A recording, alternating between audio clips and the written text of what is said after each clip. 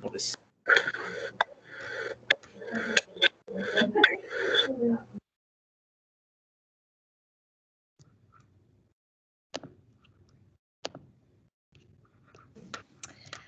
Okay, guys, we will get on because we want to make this rapid and swift. So today is standardisation session. For those who haven't been to standardisation before, we do it 3 times a year. It's mandatory because it's very, very important that all of our tutors and assessors are all on the same page in terms of their judgments and their feedback, and making sure that we've got consistency for all of our candidates, no matter what programme they're on. So this time we've done it a little bit different. We normally look at a qualification, so we'll normally look at something that's accredited, but we've been doing a lot more non-accredited stuff, particularly through the COVID times. So we thought today we'd have a look at something that's non-accredited, because although it's never going to be certificated, they're not going to actually get a qualification, it's not going to go through an awarding body, it's still really important that everybody sees the importance of it and that everybody sees that actually the judgments are the same, and it's still important for the candidate to get that consistent experience even if they're not getting a qualification out of it, and that those sort of soft outcomes that we're wanting candidates to get, they're getting a lot more emphasis. So I sent to you a task to have a look at. Hopefully you've had a chance to have a look. If you didn't, don't worry too much, we can have a look through it now, but it would be helpful in future for the standardisation if you've had a look at it before we come in, because then we can just talk about it, come to some conclusions, and then the session can be completed. So on the screen is the example that I've sent that we're going to have a look at today.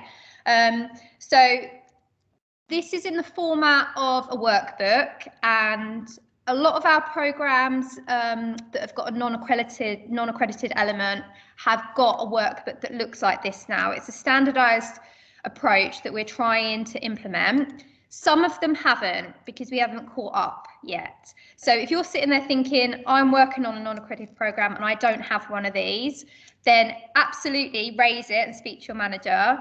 It might be that there is one and you haven't got access to it, or it might be that there just hasn't been one made yet. So absolutely highlight it, because we are trying to make sure that all non-accredited evidence looks similar, so it's very standardised.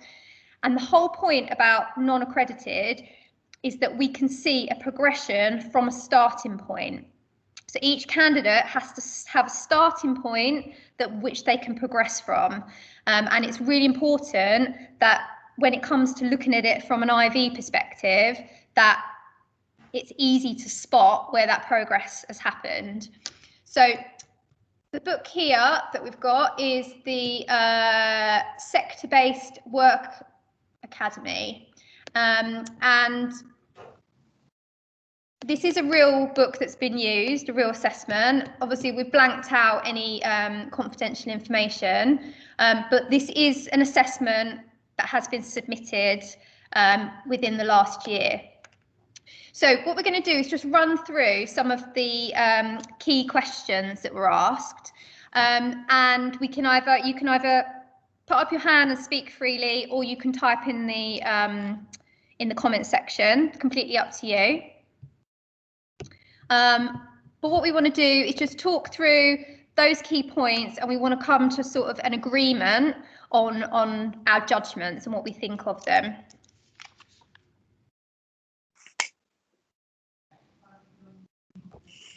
Hello, Bav. Hi, Jen. Sorry, I was with a student, so I apologise for being late. No worries. We've just been getting up to speed about what standardisation is, so we're just going to dive into the task now. Okay. Okay, so task 1 was to identify any positives or areas for improvement in, first of all, the documentation used, then the actual evidence submitted by the candidate, and then the assessment decisions. Now, bearing in mind that this, when we say assessment decisions, this isn't a qualification. So what we're looking for in terms of assessment decisions is that there is progress from that starting point. So that individual candidate has started somewhere and then they've made progress. So as the tutor, we can confidently say they have achieved that criteria. So we'll look at the documentation first. So has anybody got anything that they'd like to contribute in terms of any positives? So anything in terms of the documentation that they think is a positive?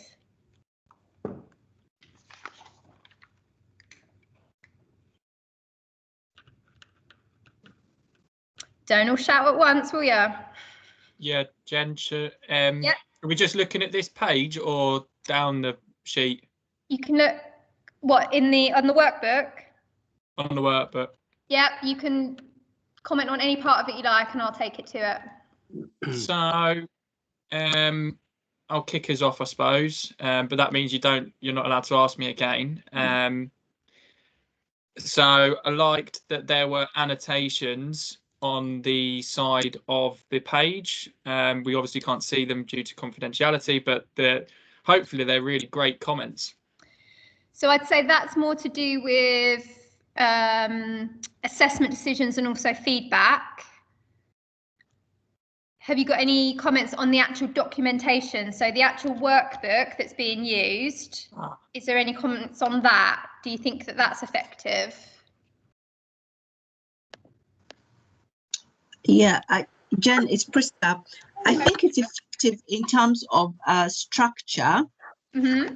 Even though it's not an accredited course, the fact that there's a workbook that is structured in the way that it is I think a positive, because like you're saying, it brings consistency. It guides both the learner and the tutor on what are the expected outcomes.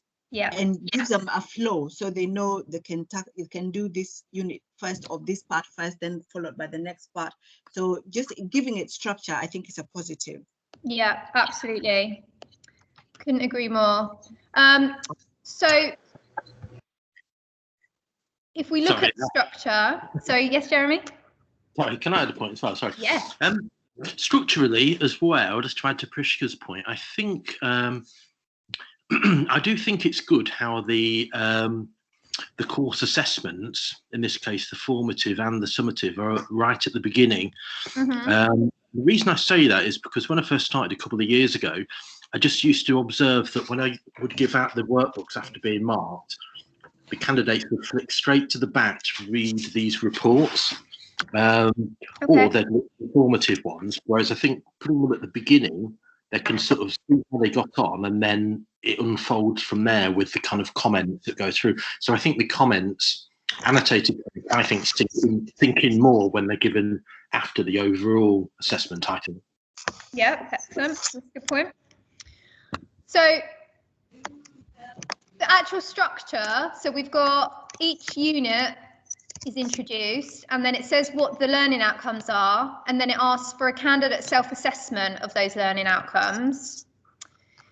Then there's a multi-choice test, and then there's worksheets for them to provide evidence of those outcomes. So has anybody got any comment on that? Do they think that that's a good way of doing it for non-accredited? Does anybody think that, we're only looking at positives at the moment. Does anybody think that it generates the required evidence? Does it show that, does it give us enough evidence that the candidate has made progress if they fill it out correctly? Jen, I've got a point on that. Yeah. I just think the layout, especially like with the multiple choice, is quite beneficial, because I think just from previous experience, I think having multiple choice ones is gives you a bit of hope on the questions, whereas if it's like you've got to write your own thing, they could possibly skip it. So I think having like a 1 in 3 or a 1 in 2 choice of getting it correct probably gives people that like confidence to an extent. Yeah, definitely.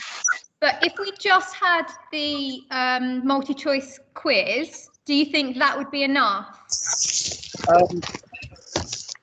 think not all the time. I think it will need some sort of feedback from the candidate about what they've done, whereas just like, because they could go through and just guess all 10. That's it. Yeah. And like they could get 10 out of 10, and they might not actually know the answers. So I think you do need to have a bit of a balance in that, like based on your experience with them. I think sometimes as well, when you've got, it depends on the level and the standard of the learner as well. When you've got like open questions, describe questions, why questions, which obviously elicits a detailed answer. Sometimes in a fully written workbook, you might kind of you lack detail in some of the learner or candidate answers. So I think a combination of perhaps some multi-choice and some open questions would probably be a good idea. Yeah. Rather than, I've worked with like just workbook driven exercises, and a lot of the times they're just getting returned to the tutor or the learners because there's not enough detail in the answers. So I think a combination will kind of almost be more efficient in terms of work being returned. Yeah. Excellent. Okay, so let's flip it then. So areas for improvement. So hopefully you've all had a good look. So in terms of the structure and the documentation that's used, so we're not commented on the candidate's work, we're not commenting on the assessor, but has anybody got anything that they'd like to raise in terms of things they think need improvement? I think I think I mentioned it before when I wrote back to you some comments. Sometimes you have to be just a bit careful of PDF documents, because I think this is on a PDF, right? Just because. No, it's on a Word document, I think. No, because of the comments on the right hand side, that normally means it's on Adobe or PDF. Oh yeah, you might be right, because it says Word at the top, doesn't it? Yeah. Actually, I've got a quick comment. I don't know, this might link into some of the comments in the chat box, like my formatting, because there's some bits chopped off actually. So at the beginning of Unit 3, that's page 4. Actually, no, it's at the end of page 4. Unit 3 starts off seemingly without the score out of 10 self-assessment box. It seems to completely missing, unless I'm missing something. So whereabouts is that, Jeremy? Well, it's at the bottom of page 4 on the document I've got anyway. Let's just have a look. Yeah, if you keep scrolling down. So that first unit 2, I think, that seems okay, and it's got the comment self-assessment at the beginning and the end. And then at the beginning of Unit 3, it seems to be missing. Yeah, so just under that folded unit, it's missing the self-assessment as far as I can see. Unit 3 is missing the self-assessment. So it's sort of, I think for the candidate, it just appear a bit confusing, and the person's missed out their comments and misunderstood it. So maybe it could be the formatting that's making them feel confused a bit. Maybe. Yeah, absolutely. You see on the right hand side there where it says please comment with that black box. Sorry? On the right hand side where that black box is with the there. Yeah. That kind of indicates it's on a PDF document, because the assessor's writing comments on a. You can do that on a Word document as well. Yeah. Oh, is it the comment? Okay. Yeah. So in the chat box, they're saying about it's the usability. So because it's a Word document, are you saying that if somebody's only got a phone or a tablet and they haven't got that program, they might not be able to access it? Is that what Yeah. Sometimes these documents are on Google Sheets. Yeah, sorry. Yeah, I've used this particular one a lot, Jenna, and all remotely. It is, if I'm honest, a nightmare. To edit it, to read it at times, and to mark the answers if you're doing it on a tablet or on a phone is incredibly difficult.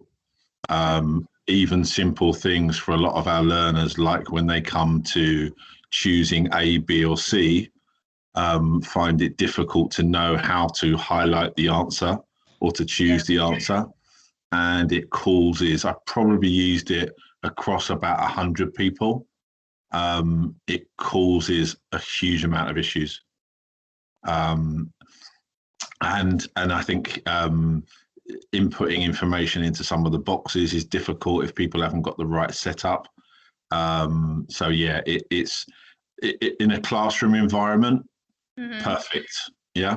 In a remote environment where people are either struggling with IT, struggling with having the right device, it is really, really difficult in practice. So I don't know who's wrote it here. I don't know if it was you, Matt, or Mike. You said about Google Classroom. So can this information be put into a format on Google Classroom where they can just go and click on it? Yeah, some of it can. I think it links onto my point at one of the last meetings where whether we can strive with some of this stuff to put them on online forms, of which Google Forms is one of them. Whether that has any implications going forward for other stuff, I don't know. But I think wherever possible, we should be trying to create these documents, especially if they're non-accredited, in a user-friendly manner. So whether it's drop-down answers, whatever. I've not tried. I could try, but I guess it links into the other point I wanted to make as well, is that, and this may not be a massive issue for smaller groups, but it is for larger groups, is that when they open it up, there's a huge amount of information there that is not relevant to them. Okay. Well, if we go to the top of the document, the first bit of feedback they get, I don't know, I can't see this document now, but I think it's 21 pages, or it used to be. And that is incredibly daunting for someone that hasn't got IT skills. Yeah. So, for instance, if you look at the first page, the second box there, where it's got the assessment dates and all that sort of stuff, and then if there's various, it's almost like, you know, when you get a form that says for office use, rather than, you know, for external use. So I go through and color code all of the boxes so that they know exactly what they need to fill in. Yeah. But whether there could be some way in which we could hide the office use internal sections so that when they're going onto it, they're just focusing on the pages that they need to complete, which is probably about half of it, I reckon. So yeah, it's just coming at it from a practical usability point of view that it causes a lot of issues to open it, to edit it, to save it, to highlight things, to type in some of the boxes they struggle with, and even, I'm not sure whether it's on this one, but we've included you know, like spider diagrams and stuff like that, which again don't work when it comes to entering in content. So there's a lot of frustration for them, which then comes back on us to either try and reformat it, have one-to-one calls, which again, if you've got 5 people, it's not necessarily an issue, but if you're running a short course with 30, then it causes problems. Yeah, completely agree. Good points. Thank you. Okay, so just a couple of other things that I picked up on in terms of the document. Yeah, I mean, I don't think it's particularly neat, like in terms of format. And they're small things, but they create an impression in terms of whether we care about professionalism or not. So just little things like this, like we've got, you know, non-accredited assessment, all with a capital letter, and then booklet with a lowercase letter. You know, these boxes here aren't very neat. And as Matt said, it's not clear on whether the student has to do anything with those or not. It needs to be clearer. There's a few grammar and spelling mistakes in there as well.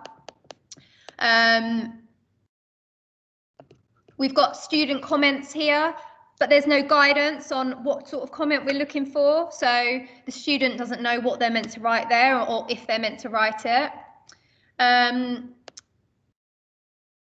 We ask them here for candidate self-assessment, we don't give them any guidance here. We ask for a comment, but again, we don't give them any guidance on what type of comment that will be.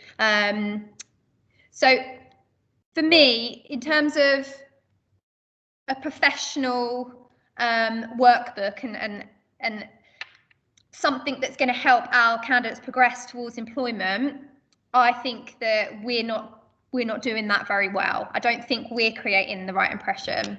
I don't know if anybody's got anything they want to add to that before we move on. Actually, I've got a quick point. It's further to that. It's on page 8, actually. Page 8, activity 2, and it just shows, I think, how I think it's the next page. This one? Yeah, that's it. So that chart there, I think it shows how wording can actually throw some logic off or grammatical aspects off. But I was puzzling over it for ages. But in that chart, information required on a CV, so fair enough. And then it says interpersonal skills required.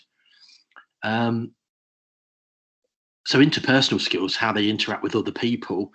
I don't know. I just thought it might throw their list off. So I think the person's put name of candidate, and then they've, I think, not really known what's expected of them. They've put their name, which is obviously not an interpersonal skill. I don't know. It all felt confused and. Yeah. So simple labeling. It's a strange thing. Interpersonal skills required for their name. Yeah, it doesn't make sense, does it? No, I mean, and I think it would steer the candidate down a specific route, and they would think it's about skills and qualities, interacting with other people, rather than. I think it might confuse them about CVs in general, to be honest. Yeah, I agree. Just another thing that I picked up on as well is that the extension tasks that are put in there, it's not clear whether they have to do those or whether it's nice if they do those, or I think that there needs a bit more clarification there on whether they have to do those extension tasks or not, because sometimes they've been done, sometimes they haven't. Okay, so we'll move on to the evidence if nobody else got anything else they want to add in there. Okay, so any positives then? So the actual work that the student has produced, so the evidence that they have provided, has anybody got any positives they'd like to raise?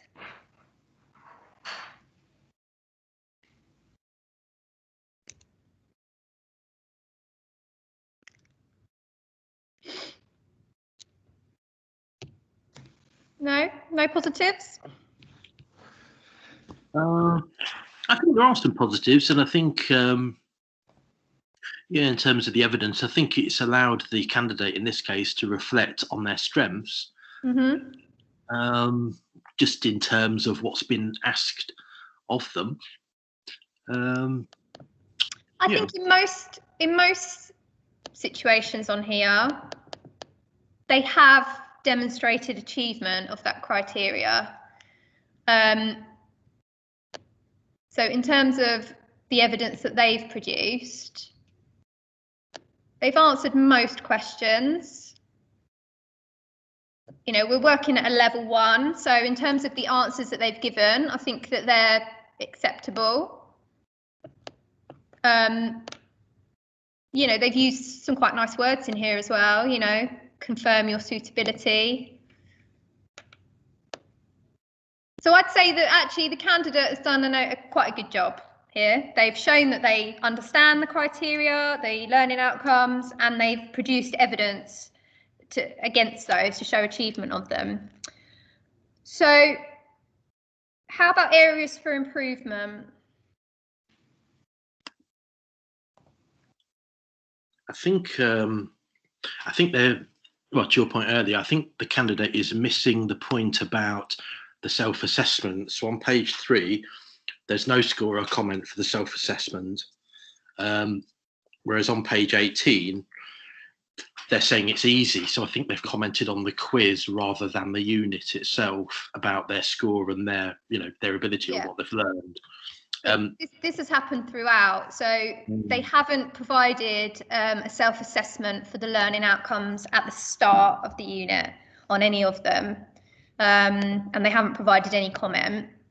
And then at the end, as you say, Jeremy, they've put at the end of each one that they're 10 out of 10 and it's easy or it's straightforward. So actually, we can't make any judgment on whether if there's been any progress there. Anything else?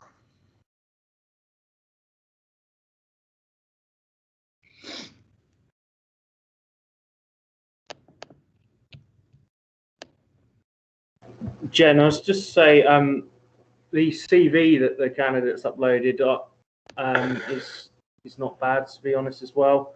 I think they've included the main things that you'd want to see from a CV, and it is quite detailed in that. Yeah, I have seen a lot worse in my... Yeah, I agree, yeah. Okay, so let's talk about the assessment then. So the assessment decisions, we'll start with some positives. Anybody got anything they'd like to add in terms of what the assessor has done that they think is a positive?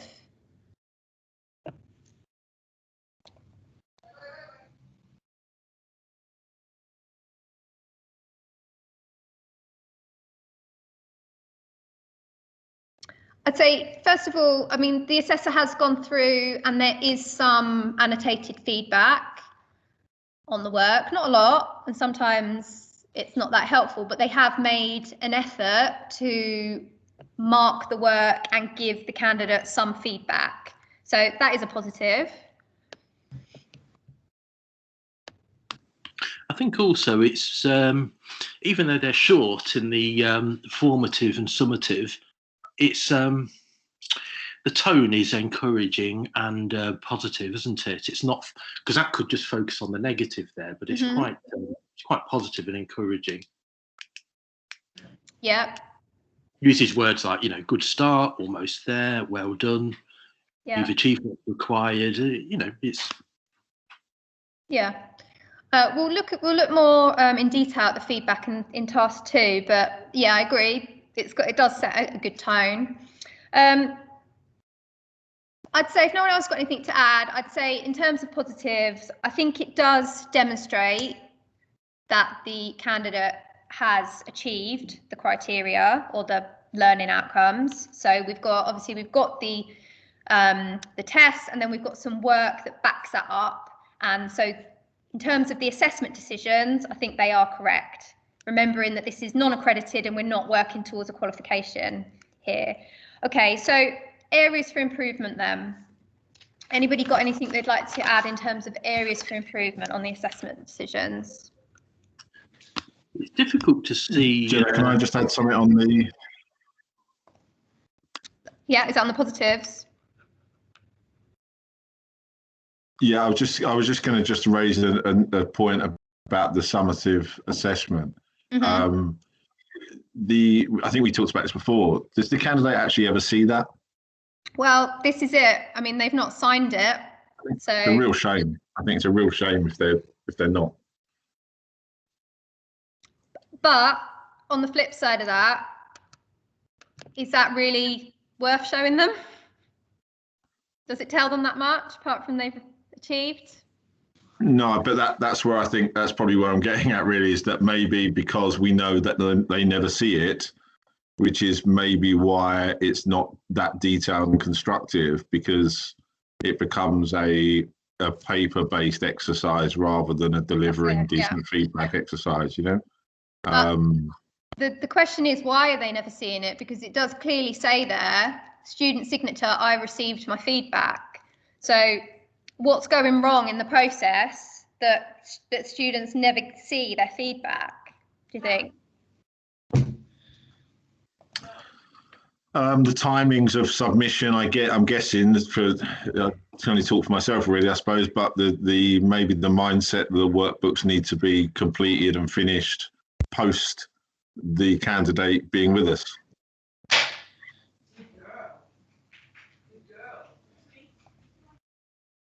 Yeah. I think when it's classroom based and they're working on printed workbooks, because we see them day to day, we can mark as we go, probably a bit easier, give feedback, show them. I used to take them through these summative things and formative things. And whereas if they're working on printed workbooks, that's like a photo we'd have to take, send it to the candidate, probably catch up with them. Yeah. I mean, obviously you can sign it on their behalf. So even if you gave it to them verbally on the phone, you could then sign there to say, signing on their behalf, it was given to them verbally, or it was given to them on Google Classroom or whatever. But yeah, I mean, it is an issue, and we've talked about it before, so we won't go into a huge amount of detail now, but you know, if they're not actually seeing that feedback, as Matt says, it just becomes a paper-based exercise for the organisation, and it's just that it's no good to anybody, because it's a waste of your time and it's a waste of the IV's time looking at it. So we do need to look at how they get that feedback and when they get that feedback, and then we need to obviously make sure the feedback is worthwhile. I was just going to say that I think feedback is supposed to be developmental and progressive, isn't it? And it's nice from a learner point of view for it to be highlighted what went well and how they potentially could move forward, you know, as they maybe go on a high level course or an accredited course. So I think it needs to give the learner some form of encouragement to keep on progressing. Yeah, absolutely. That's what education is, isn't it? Yeah. So in terms of the assessment decisions then, I'd say, you know, some areas the tutor has asked them to do stuff which hasn't been done. So there needs to be a judgment there on, you know, was it a oh, it would be even better if feedback, or was it you need to do this to pass? Because if they haven't done it, does that mean they haven't passed? So you need to be careful with your formative feedback there and your annotations. So this is great, you've passed, but it would have been even better if, or for next time, do this. So you just need to be clear with your language there. And then I thought it was a real shame, actually, that there was nothing on the CV. So Matt's put here, maybe linked to the before and after CV to show progression. And yeah, I think absolutely it would have been really good to see feedback on the CV there and to show how that they've developed their knowledge and their skills there. Okay, so if no one's got anything else to add on terms of that, we'll move on to task 2 quickly, and we'll look more in detail at the feedback. Actually, just one thing on assessment. I think on the very first page, page 1, they're missing the assessment dates and whether they passed. Yes, yeah, they are. Yeah, you're right. So none of this has been filled out. So why do you think this is important, Jeremy?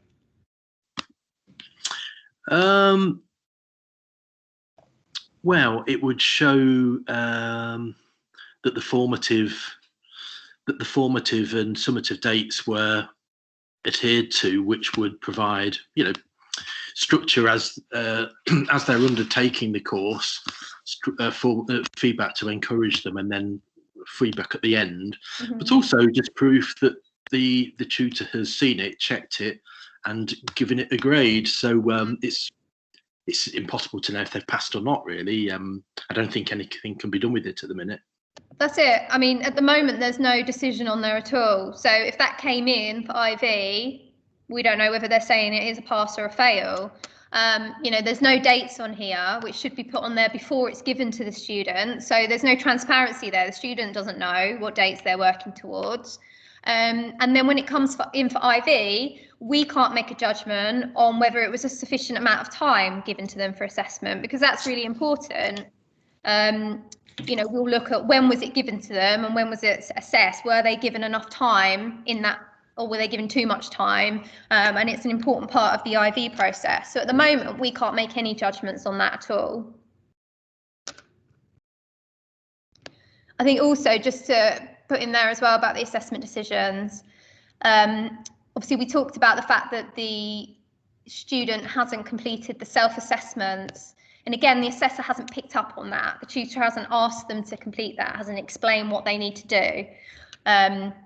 So I think, again, that's another oversight, and that's something which needs to be addressed. Okay, so let's have a look quickly at the feedback then. So for task 2, you were asked to, let me just get, look back at any recent CPD relating to feedback that we've done, and then look at the example provided. So we'll review the feedback and then discuss any positives and areas for improvement. So we've got 2 different feedback there. We've got formative and we've got summative. Now, we've talked quite a lot over the last couple of months about how formative is not something that we will see as part of assessment now. It's more of a teaching and learning tool. So actually, formative feedback is going to be taken out of all of our assessment workbooks because we'll be looking to see it in work instead. But we've got it here now, so let's comment on whether we think what the tutor has provided in terms of feedback is sufficient. So we've got this feedback here, and then we've also got some feedback on the candidate's work. Any positives that anybody can pick out? So Jeremy already said that he thinks, in terms of positives, it is motivating. There is a nice tone to it, at least. Anything else?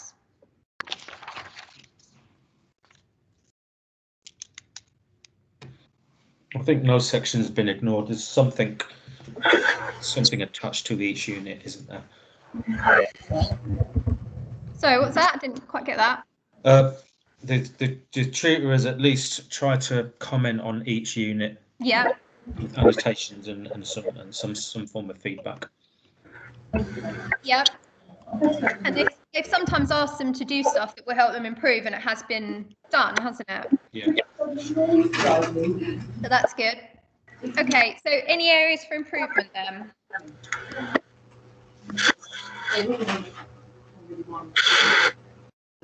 I think some of the, well, I think for me actually, there's probably a couple of things right off the bat, which is the both the formative and the summative could go into a lot more detail and give examples. So, for example, made a good start, almost there. Okay, there's a bit you've missed or need to review. I mean, that's part of a wider pattern, isn't it? Because they've missed off the candidate self-grading at the beginning of the quiz. There's a pattern there that could be mentioned in the formative.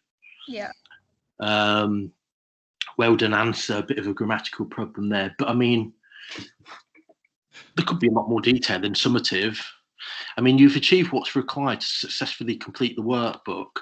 It's a little bit leaving it up to the candidate's imagination. I think they could learn what they're doing well, actually. Mm-hmm. You know, maybe they should have answered every section, things like that. I think also some of the comments, the annotated comments, are a bit ambiguous. So, for example, page 4, please comment. It says 10 out of 10, quite straightforward, please comment. But that would need more comment on what. Yeah, there's no direction there, is there? No, and there's a few others like that. I'm not sure what some of the annotated comments mean, actually. Yeah, I agree. I mean, in general, the comments and the feedback are just very, very brief, aren't they? There's no real detail there.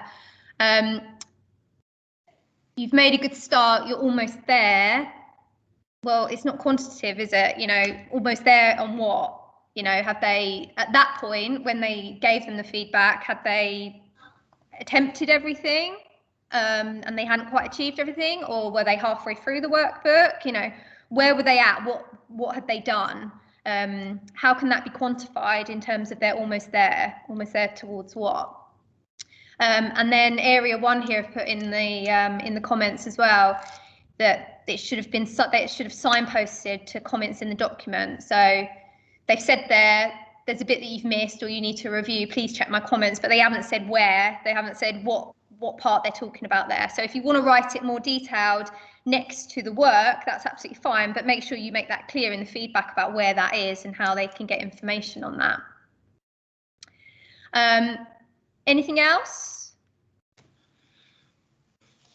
Hey, Jen. Yeah. Looking from my point of view, there's a lot going on in this one document. There's 23 pages at the bottom left of your screen, maybe you could split it up, because there's so much going on, and to dump it onto like a candidate's shoulder is if I got that, I would be going, what is going on? So I don't know if you could maybe split it up, or I'm trying to think of a solution to we were just talking about that, because Matt was saying, Matt Cheevers was saying the same thing, that actually it's really overwhelming when they get this big document. Okay. So yeah, it's absolutely something that we need to look at, because Matt was also saying there's parts of it which the student doesn't need to do, so that becomes confusing as well. So we need to look at that. And also some people don't have access to like a computer, so sending them a Word document, if they're only looking at it on their phone, it doesn't format correctly, they can't look at it properly. So they're all really good suggestions, things that we need to look at, absolutely. Okay, so any other areas for development in terms of the feedback? What about this? Think back to things that we've discussed before in terms of feedback. Beverly, you've got your hand up. Yeah, I just think it depends on the people that are on your course, because like with Matt, we're dealing with adults that are going for different types of positions and different types than we are dealing with the other people and the other candidates on other courses. Yeah. So I mean, like this workbook, I mean, when we was doing Matt's DWP, it is a very basic, it's almost like insulting their intelligence in a way. Right. Whereas for other candidates that are learning, that are progressing, that are learning along the way, it's a great format and it's great. But I think for other candidates, it's not. I think a lot of them found that it was, you know, they're overeducated for it. Kind of putting it that way. I don't know. Okay. Yeah. So it's too basic for some. Yeah, absolutely. I think so. Yeah, but you're going to find that on all courses, aren't you? A level 7 course, you might find that. So it just depends on learner. Yeah. That's the word I'm looking for. Competence, really. Some people might find a subject easy, and some people might find it hard. You can't really predict that as an organisation or a tutor. But I know what you mean. But it's difficult because it's a level 1 course. So even if someone is highly educated,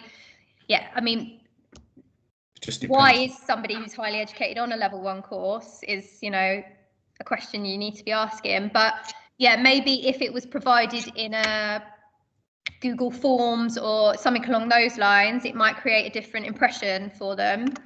And are you talking there, Beverly, about some of the questions that are asked as well? So in the multi-choice questions? Yeah, and making them, yeah, when you look, I mean, I know Matt's tried to redo some of it. Yeah, I think the questions are okay. What I'm just saying is the basic feedback. I mean, to go through everything that they've done when they haven't done it on certain courses is a little bit difficult to give them a lot of feedback, if you understand where I'm coming from. Because if they've missed out half of it and they haven't uploaded some stuff, like uploaded their CV and things like that, you can put that, but to go back and ask them to do it again, it was bad enough getting them all back and through. And I think it's been mentioned before that maybe we hand it out too late for them. Maybe like we could split it up, some at the beginning so they can work through it. I don't know. It just seems that at the end, we're always scrambling to get it in and get them completed, because this is how we get funded, sort of thing, by documents like this. Okay. Can I just add a couple of points there, please? Yeah.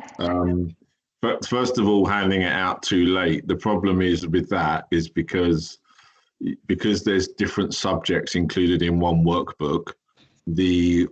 What's happened when you send it out early, you haven't got the luxury of being in a classroom and saying, right, today we're going to do page 7 and page 14. What happens is, and even more so probably to the people that have higher intelligence, when they get sent this and say, can you complete the workbook, they then start asking questions and coming back about stuff that you haven't covered. Mm-hmm. So the timing of release, because everything's together, is quite important.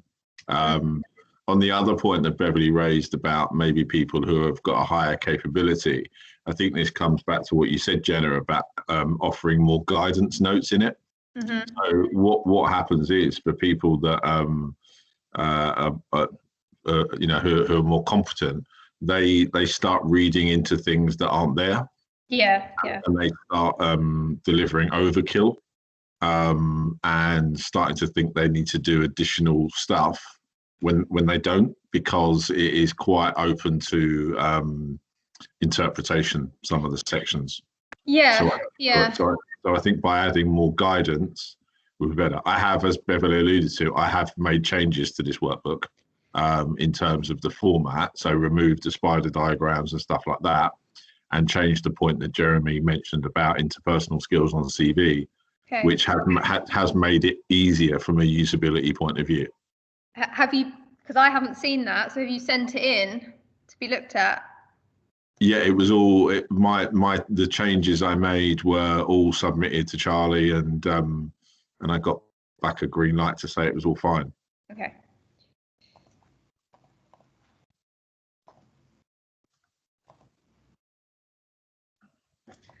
So yeah, I agree, and I think I made a comment earlier about there's extension tasks in there, but it's not clear whether they have to do them or not. So perhaps if because again, this is not a qualification, so actually there's not a set amount of criteria they have to achieve or pass in order to pass this course. That's not how it works. We're just looking for progress. So everybody's starting point is going to be different. So if somebody's starting at a much higher starting point than somebody else, then actually their end point should be higher. So perhaps we need to look at, rather than having those little pointless extension tasks put in there, perhaps we need to be looking at extension activities that come separate. So this person, you complete this, and once you've completed this, you're going to have this as well. But this person over here, no, this is enough for you. You complete this. And that means everybody's getting what they need. I don't know what your thoughts are on that, people that are actually working with it. Yeah, I think with the extension tasks, normally I leave that just for to tell the candidate verbally, or probably to mention it to them specifically in an email or something like that, because it depends on their ability, doesn't it? Yeah. And if you were in a classroom with them, that would naturally happen, wouldn't it? You know, that somebody would finish work early and you say, right, now I'd like you to do this. So it just requires a bit more thought there for people that could be pushed a bit harder. You know, Beverly said about, not insulting people's intelligence. So, maybe we need to think about just having sort of a separate, not workbook, but separate worksheets that come attached to it that can be given to some candidates. Yeah, I was thinking that actually when Beverly mentioned that, because I remember courses before where you got, I had guys who could, hardly write actually, quite illiterate, but they were sitting next to someone with a master's degree or a PhD and things. So generally in the class, the more highly qualified person would help out the people around them. Help out, not do their stuff for them, but help them out with spellings and things like that. Whereas virtually, it's more challenging, isn't it? But yeah, maybe giving them additional tasks that are not in, that are separated out of the book could be a simple way of doing it. Yeah. So let's just try and remember here what non-accredited is. We need to show that there's been progress from a starting point, and then we need evidence to show progress there. So there's been a lot of talk about how this as a whole is too much to give one person at the start. So I think we're in agreement. We need to break it up. We need to look at how the assessment is presented. So perhaps not on a Word document, maybe on a Google Forms or looking at Google Classroom. And then actually the tasks, so the evidence that's been put in here, the tasks, that could look like anything really, as long as it's linked to that learning outcome. So it's about generating evidence. So going in and finding what that candidate has done to prove that they know about that learning outcome and attaching it. So sort of creating a portfolio for each candidate. And I think the reason it hasn't been done like that initially is because I didn't create these, but the thought behind it was we need to make this as simple as possible for the tutor who's going to have 30 to 40 candidates. Just give them a workbook, get them to fill it out, get it back in, and then it's really easy for the IV to see that everybody's achieved. And I think the way this conversation is going, I think we're starting to realise that actually that doesn't suit the needs of candidates, does it? And that actually that's probably not the best way of doing it with non-accredited learning. I think there's a, Jen, if I may, I think there's a wider probably question here, probably not for now, but the use of Google Classroom. I think we've covered off Google Classroom in terms of a way of managing a group of people, but there's also an advantage for what it does give you, which is a portfolio of proof. And I think there's a real risk that we end up duplicating stuff that is already on Google Classroom, because Google Classroom is a live environment saved on the Google drives that show all their interaction, all their work, all their changes to the CV, all their questions, their responses to my questions. You know, so we've got like a whole portfolio of a candidate, you know, everything they've done every day. And it's then, for me, the big question is how we can link what's on Google Classroom to documentation like this that avoids having to duplicate content and duplicate feedback, comments, whatever it may be. Because it's there. It's just, how do we, you know, you and I have done it, but I've granted you access for a day or something. So, and you can see all the interaction by person, but it's how do we link what they're doing day in, day out to what's produced at the end of the course. Yeah, and it's signposting it so that when it needs to be checked by an IV, that when they go in, it's easy to find it. They don't have to spend hours sifting through all this evidence. So it's definitely something that we need to look at, and it's going to be top of my agenda to speak to Lisa about it. Let's just quickly try and summarise the feedback then. So we were talking through areas of development. We've talked already in the formative feedback, you know, it's quite brief, you know, says that they're not there yet, doesn't tell them that much. The summative feedback,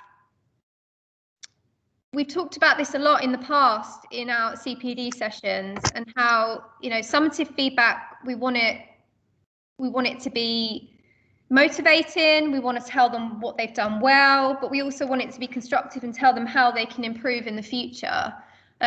So do you think this feedback does any of that? Does it tell them anything at all about what they've done well or what they need to improve? No, definitely not. No. And if we think about what non-accredited learning is, you know, the most important thing is, again, that they're progressing from their starting point. Now, we don't know what that candidate's starting point is. There's no comment anywhere in this book about where that candidate has started from and what areas that they've made progress in. So we really need to think about that in the feedback that we're giving people, particularly in non-accredited learning. There's also no mention of any achievement of any soft outcomes or any goals or targets that have been set for that candidate. So again, this is not a qualification. So actually in non-accredited, a lot of what we're looking for is that they've progressed in soft outcomes, that they have made targets, or you've helped them make a target and they've progressed towards it. So we need some comments on that there. So saying that they've completed the workbook, it's just not appropriate for non-accredited. We want to know you have made progress on this course, and I'm pleased to say that you have passed this course, or you have made progress in your targets, and I'm pleased to say that you have now passed. Actually, the workbook is the least important thing, in my opinion. It's just something that we can use to back up the evidence. Okay. Thank you very much. If anyone's got anything else they want to add, stick around. If not, we'll leave it there because we're nearly time up. But thank you very much for today. It's really, really helpful. It's kind of, this has been very different to any other standardisation session that we've done, because normally there's sort of black and white answers. But this has been incredibly helpful, particularly for me, because it's really good to get feedback from people that are working with these things on the front line. And I will probably want to speak to some of you individually to support with that, because, you know, the people that are creating these documents, we're not on the front line, so we're not using them. And actually you guys are, so you're the best people to tell us what will work and what won't. So yeah, let's pick up some individual conversations on that. But thank you very much for today. I will hang around for another few minutes if anybody wants to chat through anything else, but if not, thank you very much. And I shall see you soon. Thank you, Jenna. Thank you. Thanks very much. Jen. Thank you. Thank you. Bye.